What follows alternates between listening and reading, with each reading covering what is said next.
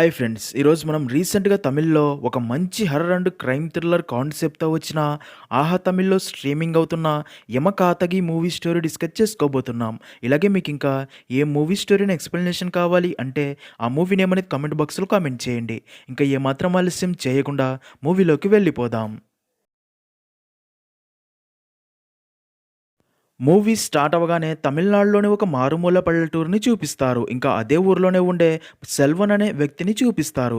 సెల్వన్ ఆ ఊరి పెద్దల్లో ఒకడిగా ఉంటూ, ఆ ఊరి దేవాలయానికి ట్రస్టీగా ఉంటూ, సర్పంచ్‌గా ఊరి పనులన్నీ చూసుకుంటూ ఉంటాడు. ఇలా ఉండగా మరి కొన్ని రోజుల్లో ఆ ఊరిలో జాతర ఉత్సవాలు జరగబోతూ ఉండడంతో సెల్వన్ ఆ ఊరి పెద్ద మనుషులను కలిసి ఈసారి ఈ ఊరి ఉత్సవాలు ఘనంగా జరిపించమని మరో ఊరి పెద్దయిన పశుపతి అనే వ్యక్తికి అప్పజెప్పడంతో అదంతా చూస్తున్న అదే ఊరి పెద్దయిన రత్నం అక్కడ నుండి కోపంతో వెళ్ళిపోతాడు. సీన్ కట్ చేస్తే ఇక్కడే మనకి సెల్వన్ ఫ్యామిలీని చూపిస్తారు. తన ఫ్యామిలీలో భార్య దేవి, కూతురు లీల, కొడుకు ముత్తు ఇంకా సెల్వనమ్మ నాయకి ఉంటారు. ఒకరోజు సెల్వన్ భార్య దేవి తన కూతురు లీలతో త్వరగా రెడీ అవ్వు, మా ఊర్లోని మురుగనింట్లో ఫంక్షన్ ఉంది వెళ్దాం అనగా దానికి లీల అమ్మ నేను ఆ ఊరికి ఆ ఇంటికి రాను అని తెలుసు కదా మళ్ళీ ఎందుకు పిలుస్తావు అంటుంది. దానికి దేవి అవునులే అదే మీ నాన్న తరపు బంధువుల ఊరికైతే వెళ్ళేదానివి అయినా నువ్వు ఎందుకు రాను అంటున్నావో నాకు బాగా తెలుసు.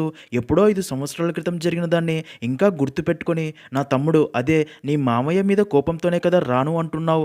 జరిగిన దానికి వాడు సారీ కూడా చెప్పాడు కదా అనగా దానికి లీల అందరి ముందు తప్పు చేసి ఎవరూ లేనప్పుడు సారీ చెప్తే సరిపోతుందా? అయినా నేను రాను నువ్వు వెళ్ళు అనడంతో దేవి ముత్తు భార్యని తీసుకుని అందరూ అలా ఫంక్షన్‌కి బయలుదేరతారు. ఇంకా సెల్వనమ్మ అదే ఇంట్లో ఎప్పుడూ లాక్ చేసి ఉంచిన ఒక రూమ్ వైపే చూస్తూ ఉంటుంది. సెల్వన్ అక్కడ నుండి వెళ్ళేటప్పుడు తన అమ్మతో మేము మురుగనింట్లో ఫంక్షన్‌కి వెళ్తున్నాం. లీలా ఒక్కతే ఇంట్లో ఉంటుంది. ఎప్పుడూ ఆ రూమ్ వైపే కాకుండా లీలాని కూడా కనిపెట్టుకొని చూస్తూ ఉండు అని చెప్పి వెళ్తాడు. ఇదిలా ఉంటే ముత్తుని తన ఫ్రెండ్స్ అశోక్ అండ్ గ్యాంగ్ కలిసి 6 రోజుల్లో తిరిగిస్తాను అని చెప్పి ఊర్లోని అమ్మవారి కిరీటం తీసుకున్నావు. మరో 3 రోజుల్లో ఊర్లో జాతర మొదలు కాబోతుంది. అప్పట్లోగా అమ్మవారి నగలతో పాటు కిరీటం కలిపి అమ్మవారికి అలంకరించకపోతే ఇంకా మన పని అంతే. నెక్స్ట్ మండేలోపు అమ్మవారి కిరీటం కావాలి అనగా దానికి ముత్తు మీరేం టెన్షన్ పడకండిరా మండేలోపు ఎలాగైనా కిరీటం మీ చేతుల్లో పెడతా అనగా దానికి అశోక్ అమ్మవారి కిరీటంతో ఆటలు వద్దు తప్పకుండా ఇవ్వు అంటాడు. ఇక్కడే మనకు తెలిసే విషయం ఏంటంటే ముత్తు అండ్ ఫ్రెండ్స్ బిజినెస్ కోసమని తన ఫ్రెండ్స్ ద్వారా అమ్మవారి కిరీటం తీసుకుని వచ్చిన డబ్బుతో బిజినెస్ చేయగా అందులో లాస్ వచ్చి ఉంటుంది. ఇక్కడే మనకి అదే ఊరి పెద్దల్లో ఒకడైన రత్నం అనే వ్యక్తిని చూపిస్తారు.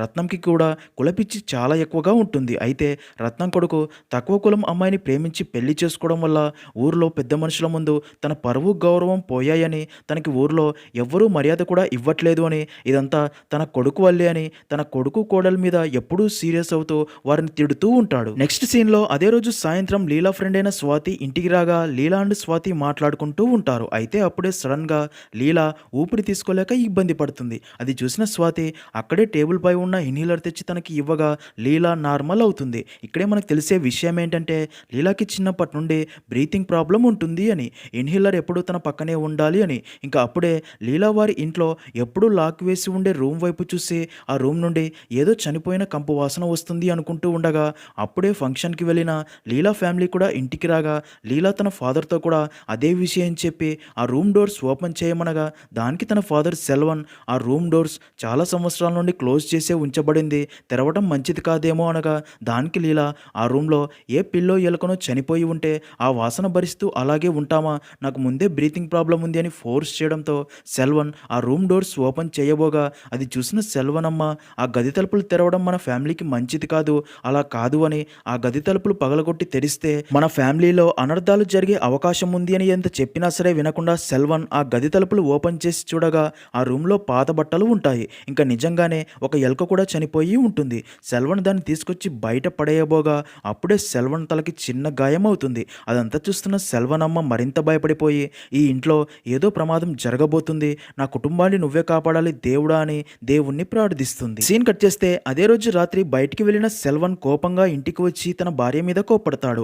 అప్పుడే సెల్వన్కి తన భార్య ఫుడ్ పెట్టగా సెల్వన్ కోపంలో ప్లేటు విసిరి కొడతాడు. దాంతో సెల్వన్తో తన భార్య బయట ఎవరి మీదో కోపం ఇంట్లో వారిపై ఎందుకు చూపిస్తున్నారు కోపం ఉన్నంత మాత్రాన అన్నం ప్లేటు విసిరేయడం తప్పు అనడంతో సెల్వన్కి మరింత కోపం పెరిగి నువ్వు నాకే నీతులు చెప్తున్నావా అని కోపంలో తన భార్య చెంప చెల్లుమనేలా కొడతాడు. అప్పుడే అక్కడికి వచ్చిన లీలా అదంతా చూసి, "ఏంటి నాన్న ఇది? బయట ఎవరి మీదో కోపంతో అమ్మని కొడతారా?" అనగా దానికి సెల్వన్, "నువ్వు మర్యాదగా నీ రూమ్‌లోకి వెళ్ళు. నీకు ఆస్తమా ప్రాబ్లమ్ ఉంది అని ఏమీ అనట్లేదు. లేదంటే నిన్ను కూడా కొట్టేవాడిని" అంటాడు. అది విన్న లీలాకి కూడా చాలా కోపం వచ్చి, "ఏంటి నాన్న ఇలా ప్రవర్తిస్తున్నారు? ఆడవాళ్ళు అంటే మీరు కొడితే పడి ఉంటారు అనుకుంటున్నారా?" అని ఎదురు చెప్పడంతో సెల్వన్ మరింత కోపంలో లీలాని కూడా కొట్టడంతో లీలా ఏడుస్తూ తన రూమ్‌లోకి వెళ్ళిపోతుంది. ఇంకా అలా కొన్ని గంటలు గడిచినా సరే లీలా తన రూమ్ నుండి బయటికి రాకపోవడంతో లీలా నిద్రపోయి ఉంటుందేమో అని లీలా అమ్మ తన రూమ్‌లోని లైట్స్ ఆఫ్ చేయడానికి వెళ్తుంది. అయితే ఆ రూమ్‌లో దృశ్యం చూసిన లీలా అమ్మ మైండ్ బ్లాక్ అయ్యి షాక్‌లో ఉండిపోతుంది.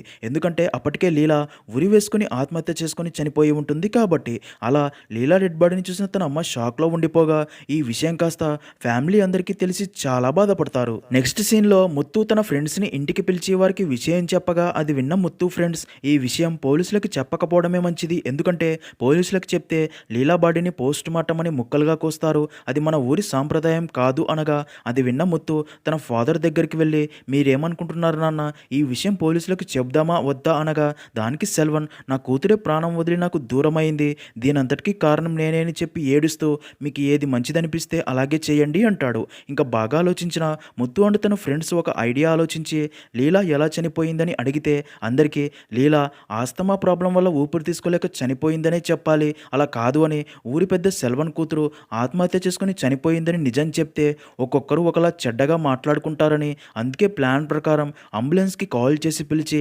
హాస్పిటల్కి తీసుకెళ్లే లోపే లీలా బ్రీతింగ్ ప్రాబ్లంతో చనిపోయిందని చెప్పి అందరినీ నమ్మిస్తారు. అలా ఈ విషయం కాస్త మెల్లిగా ఊరంతా తెలుస్తుంది. దాంతో ఊరి వాళ్ళందరూ సెల్వన్ బంధువులు ఇంటికి చేరుకొని లీలా శవాన్ని చూసి బాధపడుతూ లీలా ఫ్యామిలీని ఓదారుస్తారు. ఇంకా అలాగే లీలా అంత్యక్రియల కోసం అన్ని ఏర్పాట్లు రెడీ చేయడం స్టార్ట్ చేస్తారు. ఇంకా లీలాకి పెళ్లి కాలేదు కాబట్టి వారి పద్ధతుల ప్రకారం లీలాని పెళ్లి కూతురులా రెడీ చేసి తన డెడ్ బాడీని శ్మశానానికి తీసుకెళ్లేందుకు ఏర్పాట్లు చేస్తూ ఉంటారు. ఇంకా అప్పుడే లీలా శవాన్ని శ్మశానానికి తీసుకెళ్లాలి అని చూడగా లీలా అమ్మ తన శవాన్ని చూసి, "లీలాని నేను ఎప్పుడూ క్షమించను. నన్ను ఎలా ఒంటరిని చేసి వెళ్ళిపోయిందని" చెప్పి ఎమోషనల్ అవ్వగా అక్కడి వారందరూ తనని ఓదారుస్తారు. ఇంకా నలుగురు వ్యక్తులు లీలా శవాన్ని లేపి శ్మశానానికి తీసుకెళ్లాలి అని చూడగా ఇక్కడే ట్విస్ట్ ఏంటంటే నలుగురు ఎంత ప్రయత్నించినా సరే లీలా శవాన్ని పైకి లేపలేకపోతారు. దాంతో నలుగురు కాస్త 8 మంది అయ్యి లీలా శవాన్ని పైకి లేపబోగా అయినా కానీ శవం పైకి లేపలేకపోతారు. దాంతో వారికి ఏమీ అర్థం కాదు. అయితే అప్పుడే సడన్గా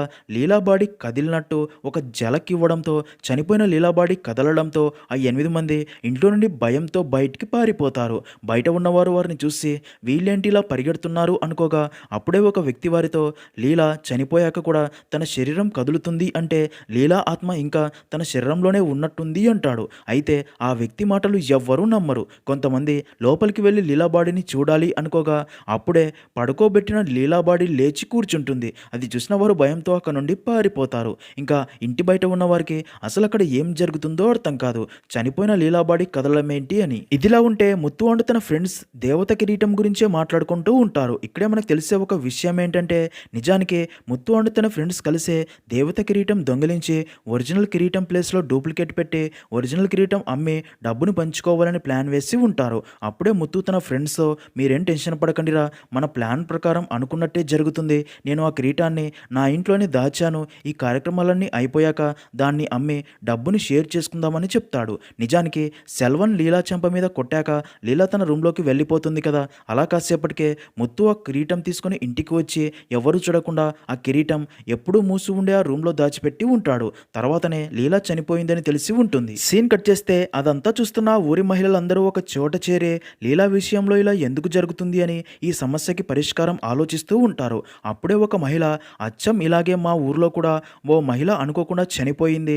తన అంత్యక్రియలు చేయాలి అని చూడగా తన శవాన్ని ఎవరూ పైకి ఎత్తలేకపోయారు. దాంతో ఒక పండితుడిని పిలిచి తనకి విషయం చెప్పగా ఆ మహిళని పరిశీలించిన పండితుడు ఆ మహిళ శరీరంలో ఏదో శక్తి ఉందని, అదే ఆ మహిళ అంత్యక్రియలు చేయకుండా ఆపుతుందని చెప్పాడు. అలాగే లీలా విషయంలో కూడా జరుగుతూ ఉండవచ్చు. అందుకే మనం కూడా ఒక పండితుడిని పిలిపించాలి అని చెప్తుంది. ఇంకా మరికొంతమంది మహిళలు తమ కోరికలు తీరకుండా చనిపోతే ఇలాగే వారి ఆత్మ అంత్యక్రియలు చేయకుండా ఆపుతుంది అని చెప్తారు. మరికొంతమంది మహిళలు ఒకవేళ లీలా మనకి ఏదైనా చెప్పాలి అనుకుంటుందేమో, అందుకే తన అంత్యక్రియలు జరగకుండా ఆపుతూ ఉండవచ్చు అంటారు. ఇంకా అలా అందరూ మాట్లాడుకొని మొదటగా అక్కడికి ఒక పండితుడిని పిలిపించి లీలా శవం ఉన్న గదిలోకి పంపగా ఆ పండితుడు లీలా శవాన్ని చూసి అక్కడ ఏదైనా ఏదైనా దుష్టశక్తి ఉంటే పారిపోవాలని మంత్రించిన జలం చల్లుతూ ఉండగా అప్పుడే కంటికి కనిపించని శక్తి తనపై అటాక్ చేయడంతో ఆ పండితుడు ఇంట్లో నుండి భయంతో పారిపోయి వచ్చి అక్కడి వారితో ఇది సాధారణ ఆత్మలాగా లేదు, చాలా ప్రమాదకరమైన దానిలా ఉంది, దాని నుండి ఎవరు కాపాడలేరు అని చెప్పి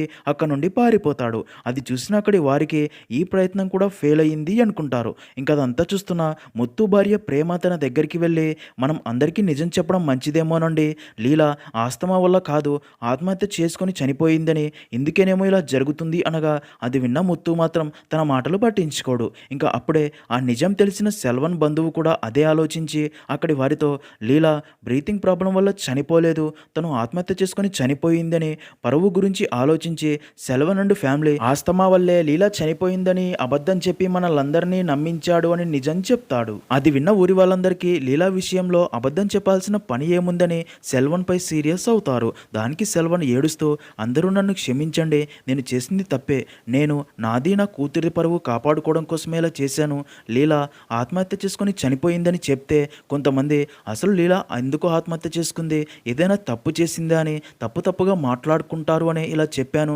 నన్ను క్షమించండి అని చెప్పి చాలా బాధపడతాడు.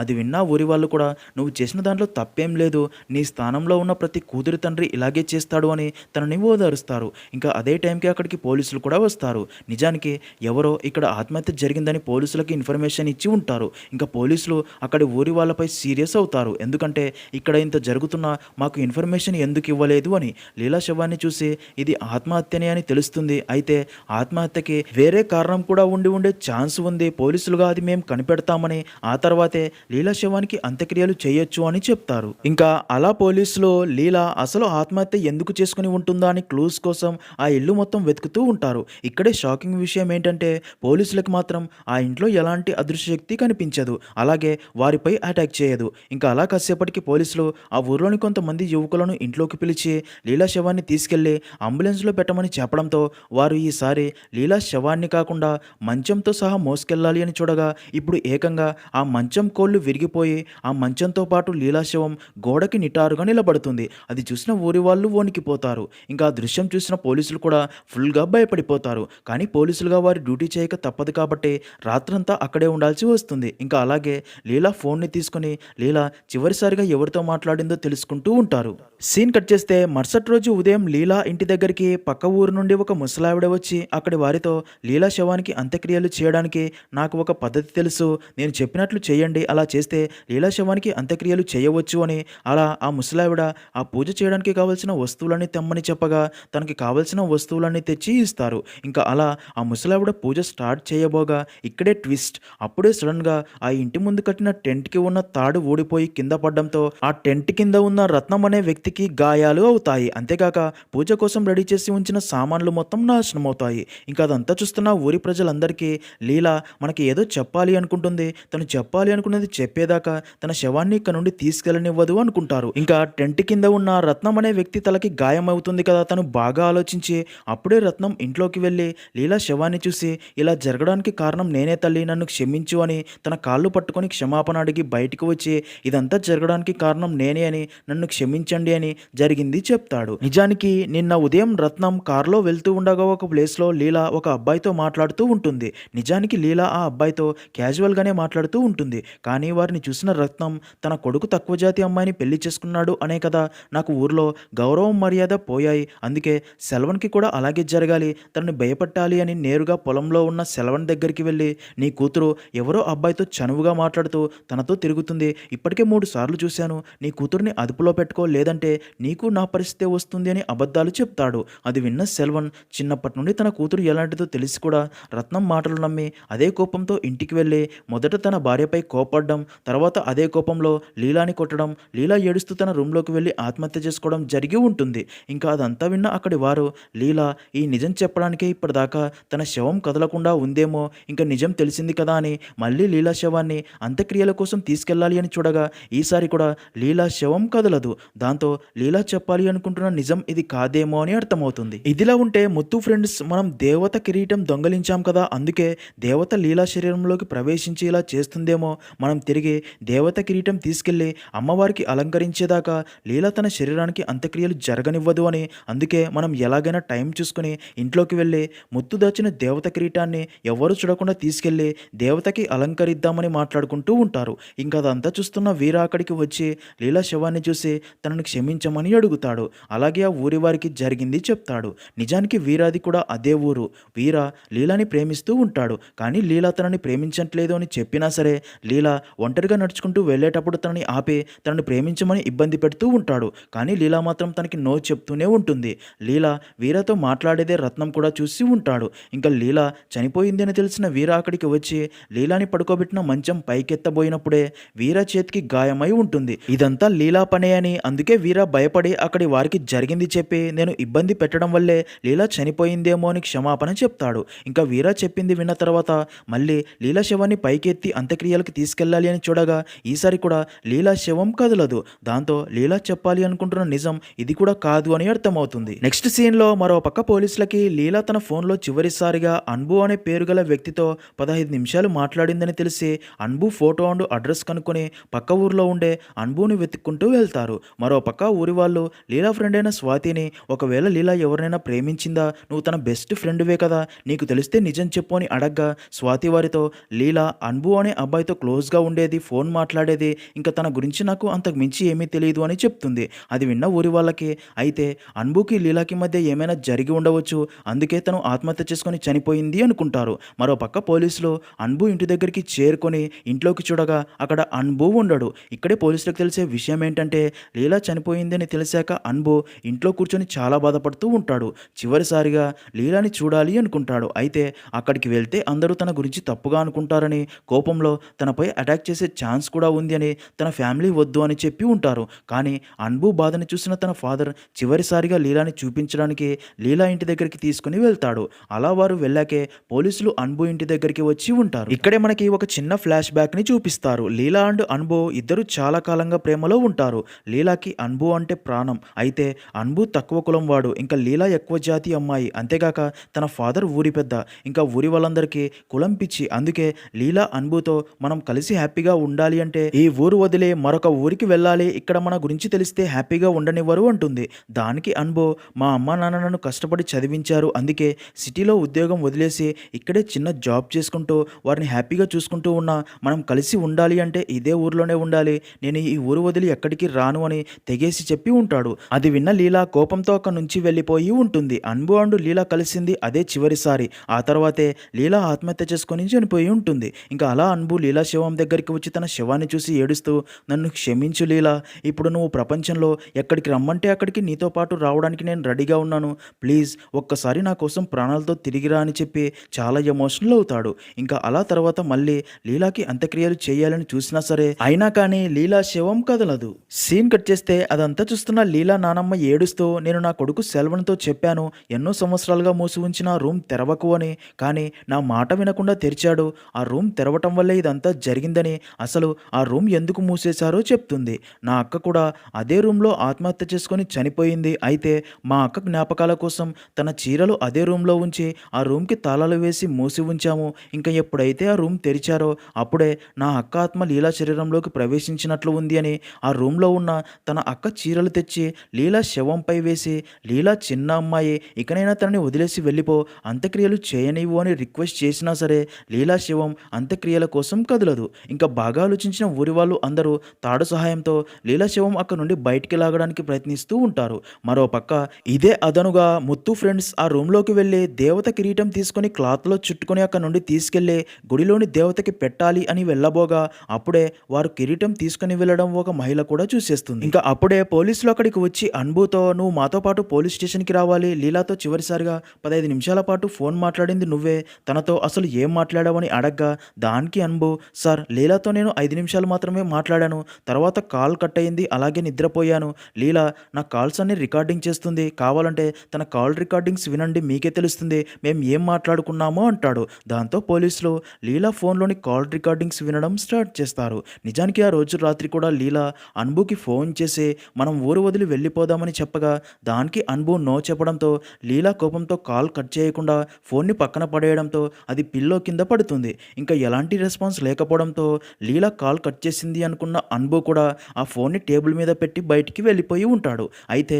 ఇద్దరు కాల్ కట్ చేయకపోవడం వల్ల కాల్ రికార్డింగ్ ఆన్లోనే ఉంటుంది. ఇక్కడే అది అదిరిపోయే ట్విస్ట్ ఏంటంటే అప్పుడే ముత్తు కిరీటం తెచ్చి ఆ రూమ్లో పెట్టి బయట నుండి లీలా ఫోన్ మాట్లాడేదంతా విని ఉంటాడు. అప్పటికే ముత్తు డ్రింక్ చేసి మత్తులో ఉంటాడు. ఇంకా తనకి కులపిచ్చి కూడా ఎక్కువగానే ఉంటుంది. అందుకే వెంటనే లీలా రూమ్లోకి వచ్చి ఒక తక్కువ కులం వాడిని ప్రేమించి వాడితో వెళ్ళిపోవాలి అనుకుంటున్నావా? ఇలా చేస్తే ఊర్లో మన కుటుంబ పరువు మొత్తం పోతుంది అని, అందుకే ఇప్పుడే వాడితో బ్రేకప్ చేసుకో అని ఎంత చెప్పినా సరే లీలా తన అన్నయ్యతో నాకు అన్బు అంటే ప్రాణం అయినా నువ్వు కూడా ఒక తక్కువ కులం అమ్మాయిని ప్రేమించి తనతో గడిపి పెళ్లి చేసుకోకపోవడం వల్ల ఆ అమ్మాయి ఆత్మహత్య చేసుకొని చనిపోయింది అన్న విషయం నాకు తెలియదు అనుకుంటున్నావా? నాకు అన్నీ తెలుసు, అందుకే నా విషయంలో నువ్వు సైలెంట్గా ఉండు, లేదంటే నీ గురించి అందరికీ చెప్తా అనడంతో అలా ఇద్దరి మధ్య మాటా పెరిగి ముత్తుకి కోపం వచ్చి నాకే ఎదురు చెప్పి బెదిరిస్తావా అని లీలాని కొట్టి కాలితో తన గొంతు నొక్కి చంపుతూ నీలాంటి ఆడది మా కుటుంబ పరువు తీస్తుంది అంటే నీలాంటి ఆడది మాకు వద్దు అని తనని మందుమత్తులో చంపేసి